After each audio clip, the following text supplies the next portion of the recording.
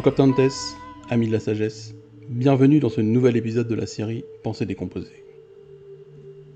Dans celui-ci, nous allons nous intéresser à la 49e pensée du livre 4, dont voici la citation. Être comme le promontoire contre lequel les flots viennent constamment se briser, il reste immobile, et autour de lui, le bouillonnement des eaux s'apaise. Quelle malchance pour moi que cet événement me soit arrivé. Certainement pas, au contraire. Quelle chance pour moi, car malgré ce qui m'est arrivé, je suis toujours exempt de chagrin, et ne suis ni brisé par le présent, ni effrayé par l'avenir. Pareille chose pouvait en effet arriver à tout le monde, mais tout le monde ne serait pas resté sans chagrin en cette circonstance. Et pourquoi cela serait-il une malchance, plutôt que ceci une chance ? Appelles-tu donc malchance pour un homme ce qui n'est pas un échec pour la nature de l'homme ? Et crois-tu que ce soit un échec pour la nature de l'homme, ce qui n'est pas contraire au dessein de cette nature ? Et quoi ? Tu as appris ce qu'est ce dessein ?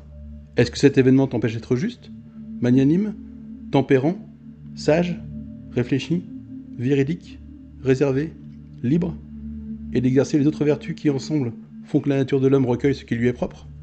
En fin de compte, à l'occasion de tout ce qui te fait éprouver du chagrin, souviens-toi de recourir à ce principe. Ce n'est pas la malchance, mais supporter cela noblement est une chance. Passons maintenant à sa décomposition et à l'analyse de ses éléments de construction. Pour débuter cette pensée, Marc Aurèle utilise l'image d'un promontoire rocheux, restant stable, solide comme un roc, au milieu des flots déchaînés qui se brisent sur sa robustesse et finissent par se calmer. Par l'utilisation de cette image, Marc Aurèle veut illustrer quelle devrait être l'attitude stoïcienne au milieu des événements difficiles, comme en l'âme, cette citadelle intérieure reste calme et sereine face aux difficultés. Le principe directeur est donc une citadelle inexpugnable déjà en tant que liberté de choix, que l'on ne peut forcer si elle refuse, mais bien plus inexpugnable encore en tant que liberté réelle si, grâce à son identification avec la raison universelle, elle se libère de tout ce qui pourrait asservir ses jugements, désirs et sa volonté. Ainsi, en découvrant qu'il est libre de juger, de donner aux événements la valeur qu'il veut, et que rien ne peut le forcer à commettre le mal moral, le principe directeur éprouve un sentiment de sécurité absolue. Rien ne peut plus l'envahir ni le troubler. Il est comme le promontoire sur lequel viennent se briser les vagues, lui reste debout, immobile, et autour de lui viennent mourir les bouillonnements des flots. Grâce à cette force d'âme, il serait alors en mesure de ne plus considérer ses difficultés comme un malheur, mais reconnaîtrait le bonheur qu'il y a à ne pas être brisé par ces événements difficiles. Il faudrait en outre reconnaître notre avantage à rester serein malgré ces difficultés, alors que d'autres personnes n'ayant pas bénéficié de l'éducation stoïcienne en seraient, elles, troublées et chagrinées. Ainsi, plutôt que de considérer l'événement difficile qui ne dépend pas de nous comme un malheur, pourquoi ne pas plutôt retenir comme un bonheur l'attitude courageuse qui dépend de nous face à cet événement difficile ?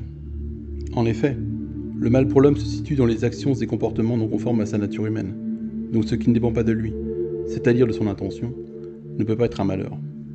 Aucun événement ne peut en effet nous empêcher de conserver une attitude reposant sur les qualités propres de l'homme.